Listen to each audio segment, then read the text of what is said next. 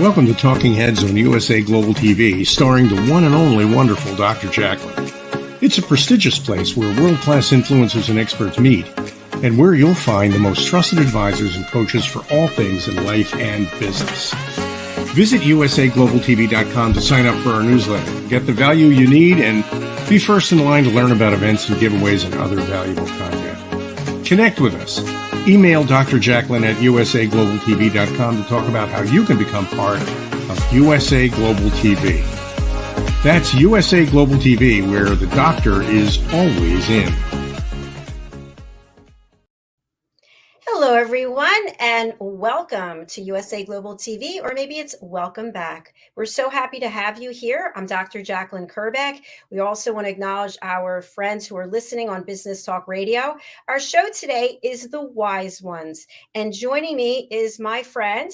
He is also a co-host here. He is an expert presenter on our Talking Heads platform, and he is an elevated listener. His name is Red O'Loughlin, and he has accomplished so much in his life that we could just dedicate all hours of our show every day just to talk about everything he's seen and done in this world. Let's welcome him. He's a very heart-centric person. He helps people, first-time authors, publish their books. He's helped me with my first book, and we're working on my second book. And he is definitely a wise one. Hello. Thank you so very much, Dr. JACALYN. You're always so kind in your words. Well, they're very true. You have accomplished so much, and I'm going to spotlight you. But before we do that, we have a guest. He's not backstage yet, so we're going to expect him. But if not, you and I have plenty to chat about. So, We do. Red, you are an expert in many areas, one of which is longevity. And no, you're not a doctor, but you're a researcher. And you actually just completed a series of shows, your own show on Talking Heads. And now you're talking about publishing. So we're not going to get into that because we don't want to spill the beans, so to speak. But I'd love for you to talk about, to our audience, about your backgrounds for people who are just joining us for the first time. And then we'll talk about some things related to longevity. Fantastic. Thank you, Dr. JACALYN. My first love, long before I ever met my wife, was chemistry. Unfortunately, I never got a chance to really pursue that field because I got an invitation to Vietnam. Nowadays, I have 6 Saturdays and a Sunday every week, and I have a chance to delve into things. When my wife had breast cancer, I was looking for things using my chemical background. What can possibly help her, given the drugs and everything that was going on? And so I started diving into what's really happening at the cellular level.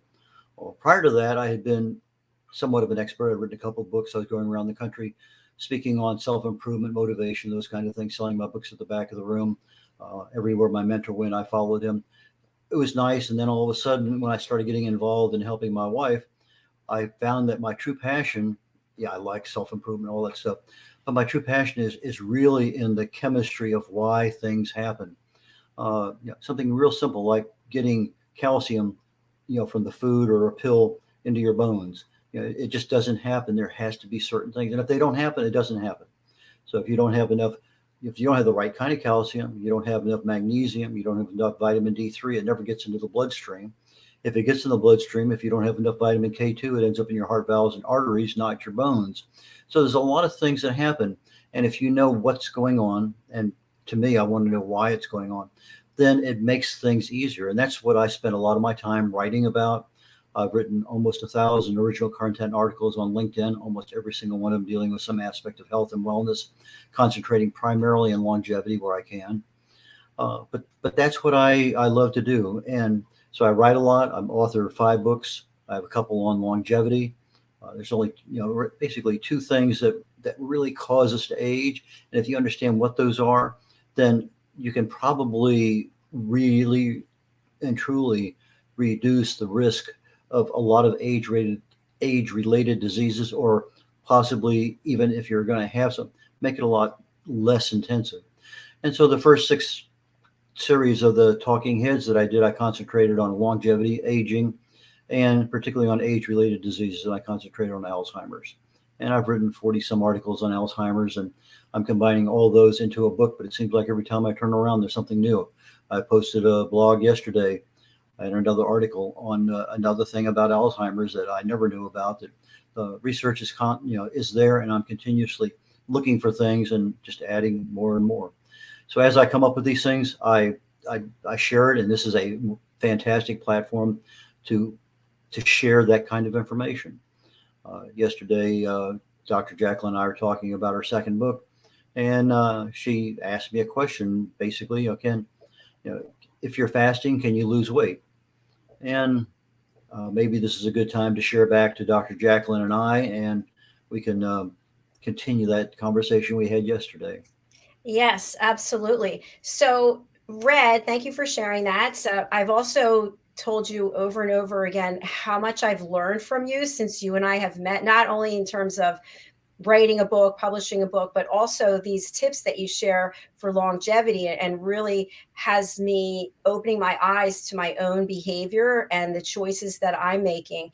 And so you talk about fasting, and I believe you just finished 180 and a half hours of fasting.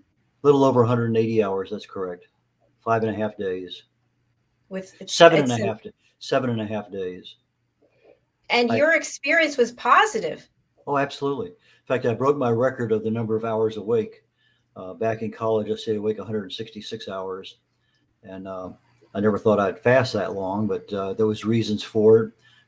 Not worth getting into now, but I did stay awake literally a week.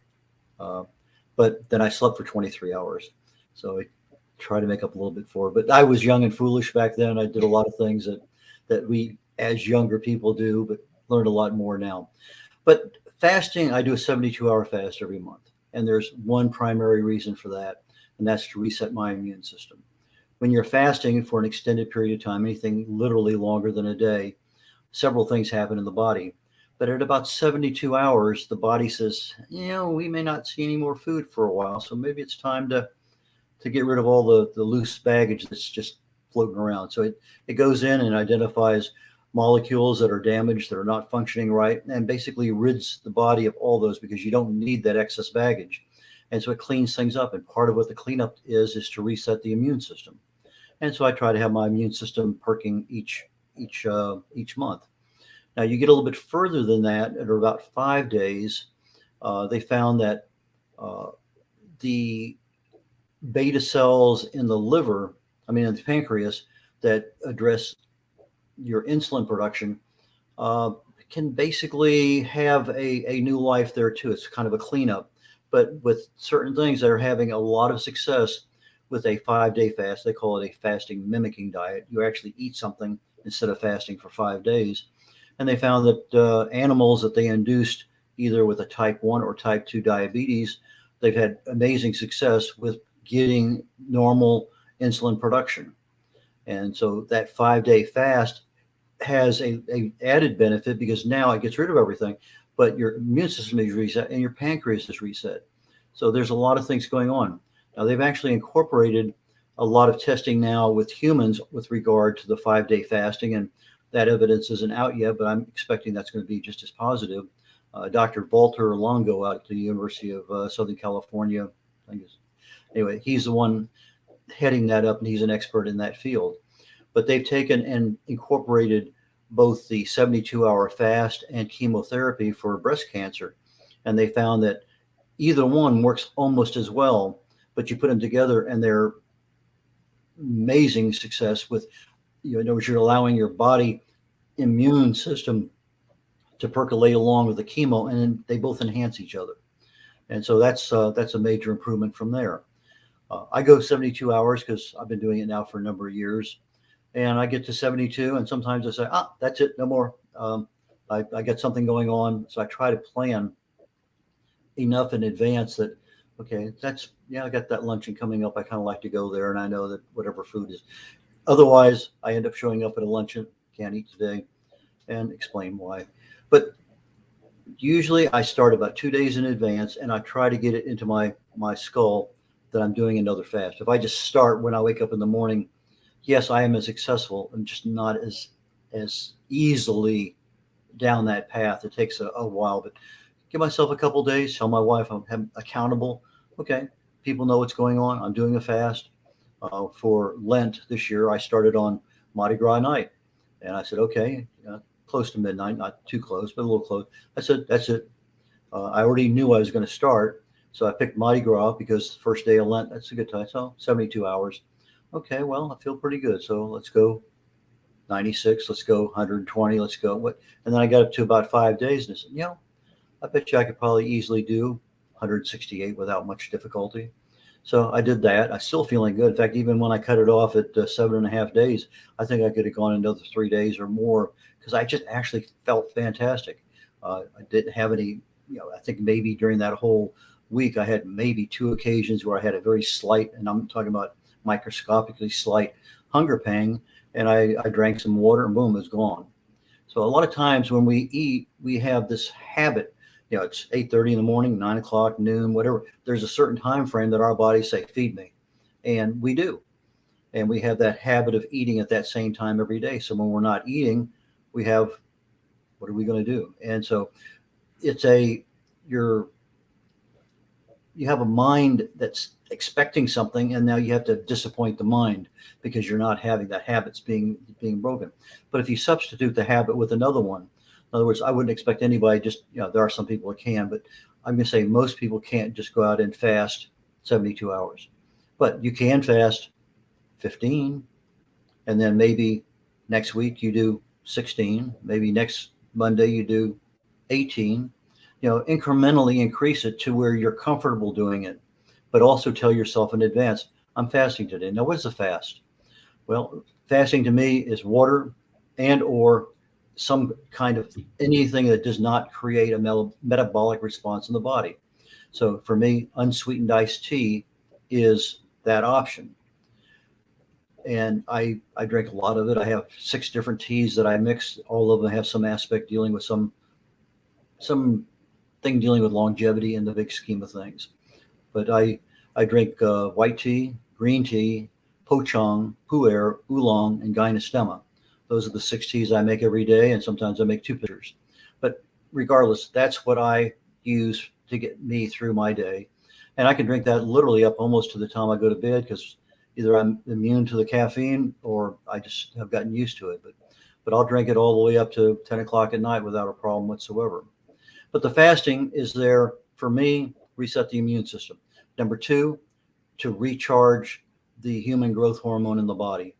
As we age, human growth hormone tends to fade. When we're toddlers, we are just producing a lot of it, something along maybe 2,000 milligrams per liter or something. I can't remember the exact measurement for that. But our bodies produce a lot because there's just a lot of stuff going on as the body's growing. And we're spending a lot of time asleep as a baby, as a toddler. And that's when that human growth hormone and the body repairs and everything else are going on. So our bodies make it, use it. And so we sleep a lot. As we get a little bit older, our sleep sessions tend to be less lengthy. And we start getting down into that one overnight sleep rather than the afternoon nap and everything else. And so that nap is extremely important. But you don't need to be sleeping, an hour or 2 in the afternoon because it disrupts your circadian rhythm. And there's a lot of issues there. I think I just wrote about 2 weeks ago on disrupting the circadian rhythm and what that does for increasing inflammation and the oxidative stress that can be a pathway toward Alzheimer's and increasing beta amyloid plaques, which is one of the causes there. But anyway, as the fasting goes, I want to increase my human growth hormone. You bring that back up to the levels you had back in your 20s or 30s. Now things have a tendency when nobody's in charge, they go awry, chaos.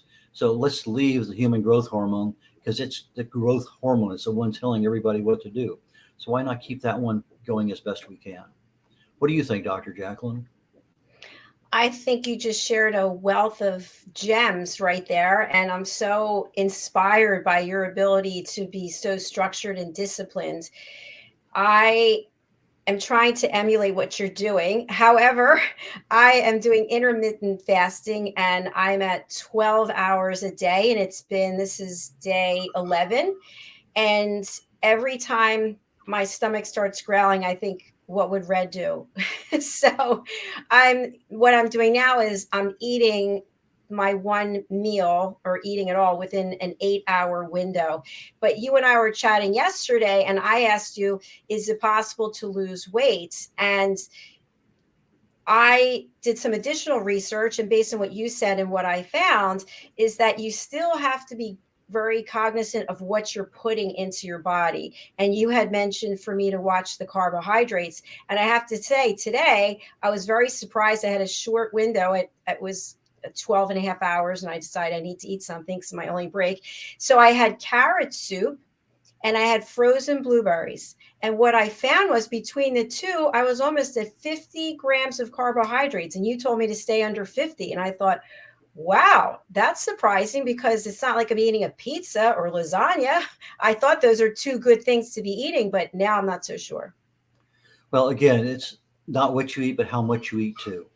So as you're looking at the labels, and that's one thing, if you're going to become uh, really serious about your health, you really need to look to read the labels because there's so much information there. There's a lot missing, but there's a lot there.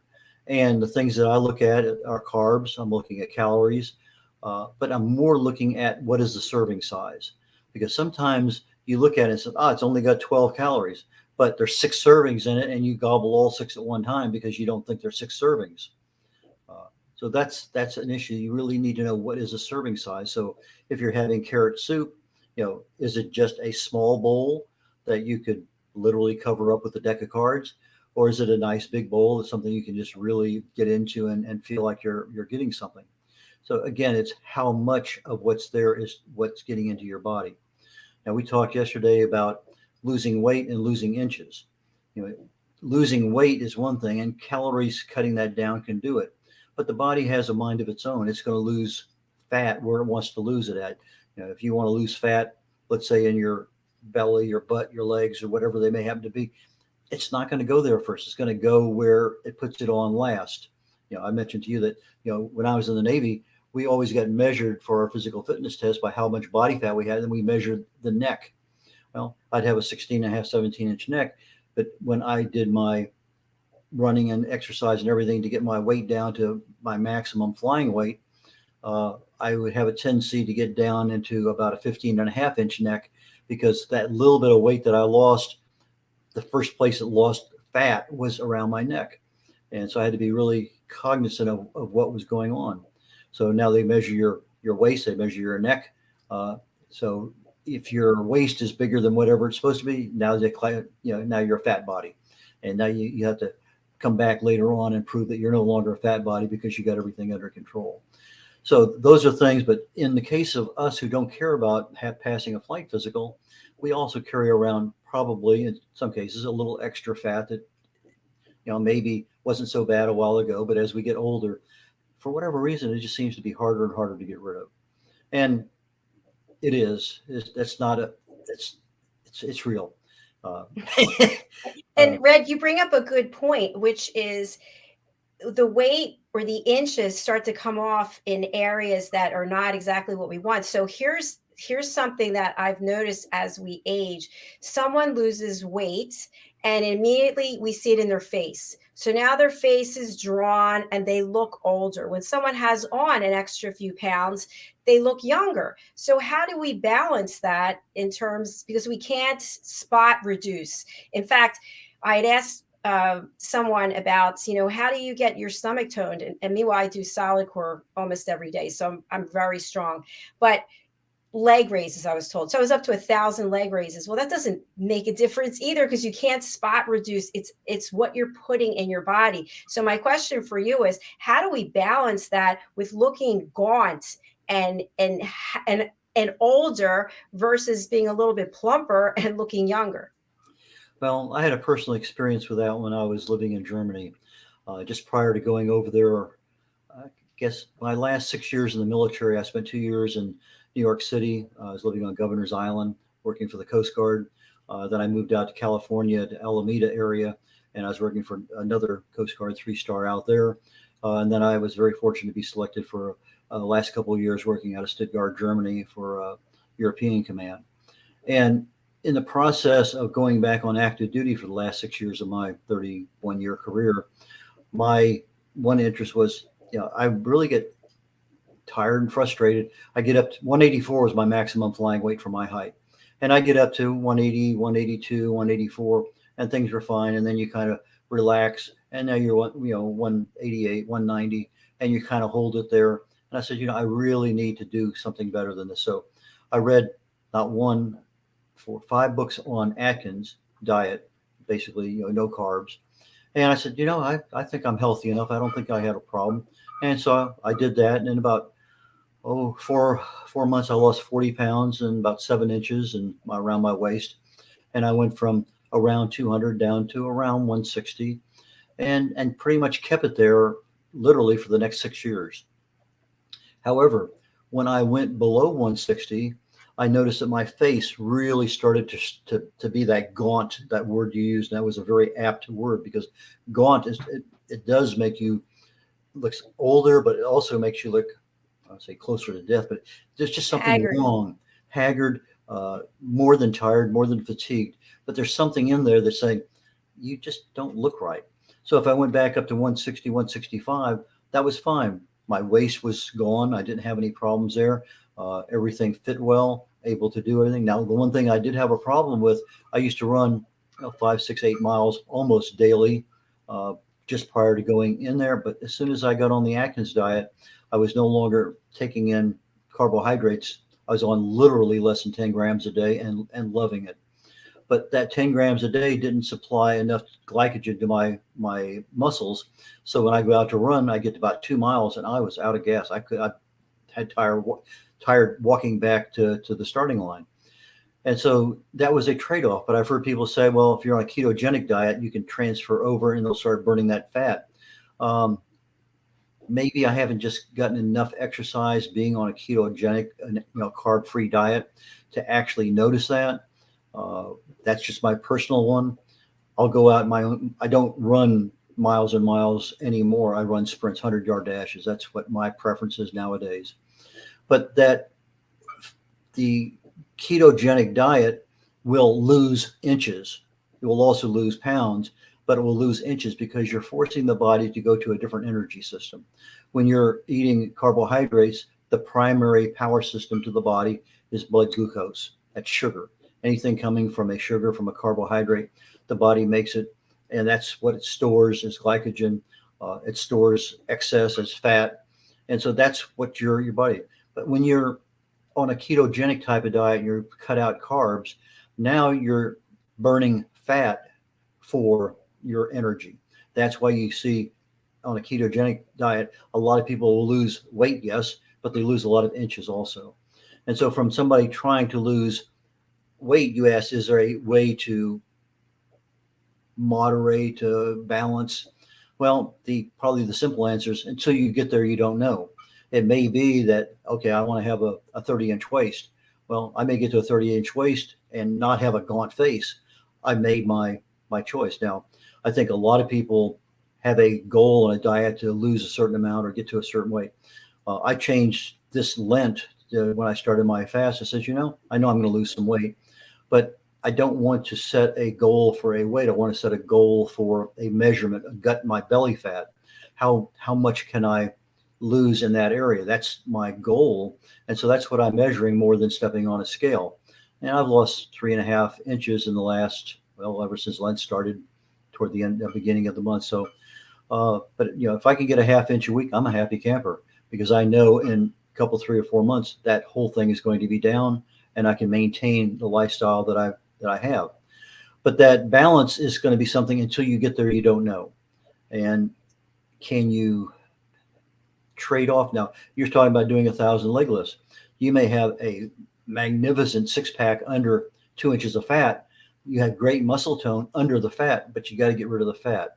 And so is fasting a way of getting it off? And then when you come back on, you're not adding something that builds fat back on, might be a way of doing it. And you gradually build your weight back up again.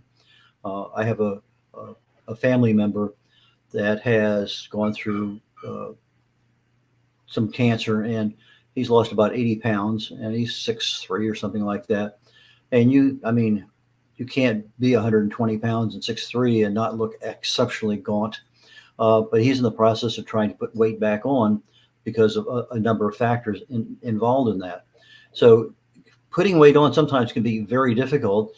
Taking weight off sometimes can be very difficult. I prefer to look at it. I want to concentrate on losing my fat as opposed to, let me just get to 175 and I'll be happy. I may be at 175, but my pants may be 2 inches bigger than what I feel comfortable wearing. I want to get back down into the smaller size where I have more options or whatever. But that, I think, is kind of the answer that I would give most people if they're saying, how do you balance that gauntness with everything else? Yes. Thank you, Red. That's really helpful. And it's sparked some ideas that I have that uh, I think are going to help me in my journey to. I want to have, I'm going to be 59 on Saturday. Saturday. Saturday. And before I turn 60, I want to be able to see that six pack. Okay. Maybe it's an 8 pack and it's under there somewhere. Where are you? So that's what my goal is going to be. I'm going to do what your coaching is, and I'm being accountable and letting you hold me responsible. I'm responsible, but you're going to keep me in line. Let me give you two cautions. I mentioned one, I'll fill out the other one. If you're going to a carb-free diet and you're eating a lot of protein, a lot of fat, a lot of bacon and eggs and cheeseburgers without the buns and all sorts of stuff that just are yummy to a lot of people, one of the biggest issues is you're not getting enough fiber. And when you don't get enough fiber, you increase your risk of constipation. So you need to increase fiber content, even if it's just pills you're taking with every meal. You need to increase your fiber because otherwise you're going to be fighting a battle of constipation, which is not a pleasant thing to do. So that's a big issue, and that's immediate. What you don't see that's not immediate, it falls out over time, is the body wants to keep a constant pH of its blood. It should be at 7.4 plus or minus 0.05. So between 7.35 and 7.45, that's where the body keeps the blood's pH. If it's outside those ranges, we have some serious problems. So if you're not keeping enough, if you're not getting enough alkaline products in the body with regard to the foods that you eat, which are primarily vegetables and fruits are alkaline products for the body, then the body's going to steal calcium anywhere it can find it. What's the biggest source of calcium in the body? The bones. And so every day that you're in ketosis, the body, unless you're providing additional alkalinity, the body's going to go out and steal calcium from the bones. Now, this is something I learned. I got off active duty in 1999, I think somewhere around 2000, 2001. I had my very first ever bone density test. And I've been a runner forever, lifting weights forever. And I said, this is not a problem. And then all of a sudden I get the results, and my goodness, I'm osteopenia. And I said, just no way. And so I started doing some research, and I found out that calcium leaves the bones when you're acidic. So your body's acidic in many, many ways. Just normal metabolism. You do nothing else, the body is going to become acidic because of the byproducts of metabolism. Proteins, fats, carbohydrates, all of those end up as a acidic byproduct in the body.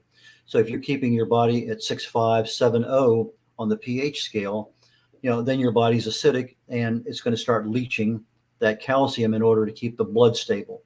You may never know it. I didn't know it. I thought I was fine. I've never been a big greens and fruit eater my entire life. So this is probably something happening a lot longer than that time I went into acidosis when I was on Atkins, because I was on 10 grams or less a day and very happy about it. But one of the things that I had the most difficulty with was bread. No problem with anything else, but bread was my big, and I'm a big pasta eater, but I never had a problem giving up pasta. I would leave Germany and go down to Italy for a weekend. I'd gain 12 pounds. Literally on a 3-day weekend, I come back, I weigh myself, and I'm 12, 13 pounds more than I was when I left. And that was water weight, because you're taking the carbs back in. So when you're starting to lose weight on a low carb diet, the first thing you're losing is water weight. And the first thing you're going to put back on is water. So 2 weeks later, after I returned to Germany, I'm back down at my normal weight, and that was fine. But it was that first time it happened, second time it happened, third time. Okay, well, that's what happens. I'll live with that and splurge, go down there, have a lot of bread, a lot of pasta, just enjoy myself, come back, and then get back under control again. So yeah, it's okay we try to keep ourselves in that moderate range, but sometimes we just like to have a good time and then come back. Just don't stay on that good time for years, because that's not going to help you. But that osteopenia is something that I've been working on, because it took me a while to figure out, as I mentioned earlier, how does calcium get to the bone? And once I started researching it, if it comes in, gets into the stomach, if you don't have enough magnesium, and most people don't, calcium ends up in the toilet. If it's not the right kind of calcium, you buy a calcium pill, it's calcium carbonate, very difficult to absorb. It ends up in the toilet. If it's leaving the stomach, going through the duodenum, now it's going to get into the bloodstream. But if you don't have enough vitamin D3, and most people don't, it ends up in the toilet. So you're fighting just the normal parts of our nutrients that we're supposed to be eating on a daily basis. It gets into the bloodstream. If you don't have enough vitamin K2, it ends up in your heart valves and arteries as plaque. And so I had a recent experience with plaque. My left anterior descending artery, it's called the widowmaker, was blocked. Typically, 90% of the people who have a blocked LADA artery are dead. That's a very high mortality. And what happened was my heart grew a blood vessel across the front of the heart down to where the blockage was. It grew a blood vessel across the back of the heart down to where the blockage was. And so my blockage was bypassed, basically a DIY double bypass for all practical purposes. And I've talked to my doctor about it, and we've discussed it with my cardiologist, and he's seen it before. I used to, as I said, I used to be a weightlifter, a lot of running way back when in an earlier life. And so those are things I think that I had put an extra demand on the heart. It wasn't even at that point in time able to get enough blood, so it made extra vessels. Now, maybe there was a partial blockage there, and it was just one of those things that happened. But the same thing can happen in your brain when you get a stroke. That little blockage there are actually blood vessels in the brain that are just dormant, that are just sitting there. But if you have literally almost no amount of what's called alpha tocotrienol, it's one of the 8 vitamin E's. You have 4 tocotrienols and 4 tocopherols. You have enough of that one alpha tocotrienol, that's usually enough to activate a thing called autogenesis, which will cause that blood vessel to be activated and bypass the blockage. And they found that people who have a lot of that in their brain, and you need almost nothing to get that activated, typically have no long-term effects, almost no symptoms of a stroke. Yeah, they know they had something, but the side effects, the paralysis, the slurring of speech, a lot of things that people have don't happen, because that blood vessel was able to open up and provide blood to the rest of the brain. So there's a lot of things that if we're getting a nice balanced meal, which I wasn't getting when I was on Atkins, but now when I'm on Atkins or an Atkins-like diet, ketogenic type of diet, mostly fat and protein, I make sure that I eat a lot of green vegetables. So I have a big salad with, I designed it after the Walls protocol, WAHLS. Dr. Terry Walls is an internist, and I've mentioned this to before on a couple sessions. She came down with MS very late in life, and no matter what the doctors did, it got worse. She ended up in a wheelchair. She studied autoimmune diseases, wrote a book on it, put herself on her own protocol. There's 4 parts to a protocol. One is diet, one is exercise, one is stress management, and the other one's toxin removal. Well, as my wife was going through chemotherapy, getting ready for radiation therapy, I said, let's go ahead. I just finished reading her book. I said, let's go ahead and put you on just the diet, because we'd really been good about toxin identification. There's no way in the world she was going to exercise with taking the number of naps she was taking a day. And stress, she's sleeping all day long. The stress probably wasn't there anyway. Put her on the diet. 48 hours later, fatigue went away, and she had been fatigued all through chemo. The chemo fog was just beating her to death. She went through weeks of radiation. The last day of radiation, we left still on the Walls protocol diet, and we drove to Jacksonville, Florida from Houston, 1,000 miles. I rented a U-Haul, brought back my parents' estate stuff that I wanted, and she followed me 500 miles each day in her car, 48 hours after her last radiation treatment by herself. That to me was an absolute mind-blowing experience, that if you get balanced nutrition in the body, it makes a difference, and almost immediately. I tell most people, do it for 21 to 30 days, because that's usually the time it takes for things to be effective in a body. But when you can be effective literally in I'm not say overnight, but 48, 72 hours just by changing your diet. Why not? So nowadays when I eat, I get 6, 7, 8 different kinds of greens. I get colored fruits and vegetables. I got a lot of sulfur-laden vegetables, and I got a very small quantity of what I consider organic meat. Now, the only thing I do on differently than Dr. Terry Walls is I change the protein every 2 days. I do not have the same protein within a 48-hour window. So if I'm going to have shrimp and beef today, tomorrow I'm going to have salmon and chicken.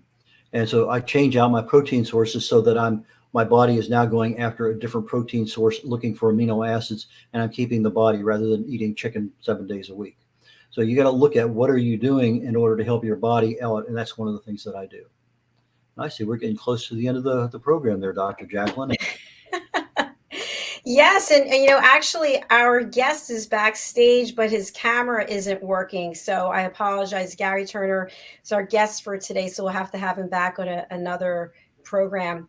Yeah, Red, thank you. I was really looking forward to it because it sounded like a historian and just a lot of things that would have been fantastic to talk about today. Well, that's how it is with technology. So it's if when it works, it's great. And when it doesn't, it's not so good. So we'll welcome Gary back on another show. And Red, you have your talking head session coming up right after this. So if you could just share with our audience, what will you be presenting on today? I will be this session of Talking Heads. I started last week. And I talked about the general talk is how to write and publish a book for free. By free, I mean no money out of your pocket. It's not free with regard to your time, but it's going to be free the fact that you don't have to spend any money. So I talked about a number of things last week. The videos there on USA Global TV. Go there and see it. Today I'm talking about research. What does a writer, an author have to do to be successful? And we're going to talk about those things as what do other successful authors, how did they get that way? Sometimes it's good luck. Sometimes it's you stumble into it after 20 years, your overnight success after 20 years, as a good friend of mine keeps telling me. But regardless, that's what we're going to talk about. What is success and how do you get there as an author? And that's the topic for today. And Red, how can people reach out to you? The easiest way is I have 2 emails that I give people. One is from my website, redolaughlin.com. So the email there is red@redolaughlin.com. Red is like the color, R-E-D. O'Laughlin, OLAUGHLIN, OLAUGHLIN. One word, Red O'Laughlin. So red@redolaughlin.com or red.o'laughlin@gmail.com. Those I check the Gmail quite often. The other one I check not as often, but 3 times a day. But if you have a question, just put something in the title there, put your little request down there, and we'll begin a conversation. And if I can help you, I'll be more than happy to. I love helping people. Thank you, Red. We'll share your contact information so that people will have it. So I'll let you go get ready for your presentation, and I will close out the show. I look forward to it, and see you shortly. Take care. Bye now. Bye. Thank you, everyone, for watching, whether you're watching us on the live or the replay. In case you are new to our channel, it's USA Global TV. We also stream simultaneously over Business Talk Radio, and we have 21 live shows this week. Typically, we have between 17 and 20. If you'd like to be a guest on any of our shows, you can go over to our website, which is usaglobaltv.com, and you'll see a section called Book Your Session. Not all of the shows are open to the public. Some of the co-hosts have their own guests that they book. So just look and see if it says by invitation only. Also, you can find all of our shows on our YouTube channel, USA Global TV. They are organized in playlists. So just look for playlists and you can find your favorites there. They are uploaded. They're actually live, but they're uploaded to the playlists every day. So that's all I have for you right now. I'm going to close out with a beautiful piece called We Stand Together in support of people of Ukraine. Let's take a look at this and then stay where you are. We'll be coming right back with Red O'Laughlin as our talking head for today.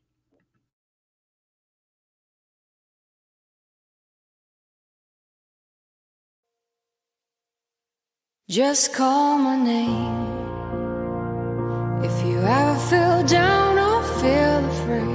'cause nothing is stronger than men who stand as one for a long time. All the things that pass, million times the troubles seem to be easy, and days felt so bright with you. I remember you always been my family member. That's the time when we need to stand together. I made this song for you. Hope it reaches and puts a little bit Smile on you and fills your mind with hope, because you're not alone. We're together in this love. We stand forever. peace is what we need. Everyone knows the truth, no matter which side you pick. You might realize You're not alone. We're together in this love. We stand forever. one thing to remember, and magic words we need. Slava Ukraini, навіки.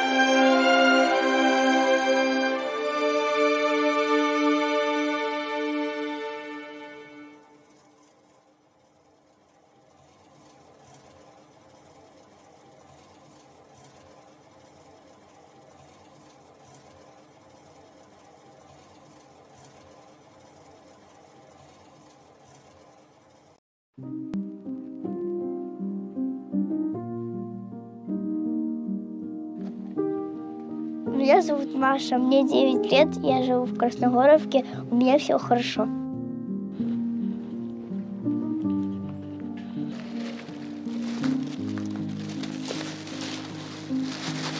Кушать у нас есть, пить у нас есть, сахар у нас есть, все есть. Только дров не хватает.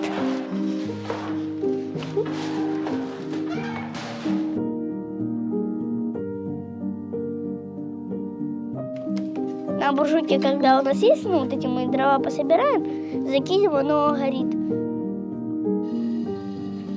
Например, в 10 запалили, в 11 закончили, вода нагрелась, и все, и мы купаемся. В наш дом 4 было прямых попаданий, так что мы боимся. Человека даже осколками поранило, забрали в больницу с 6-го подъезда соседа, так что мы тоже боимся. У нас много деток, деваться нам некуда, нас никто нигде не ждет.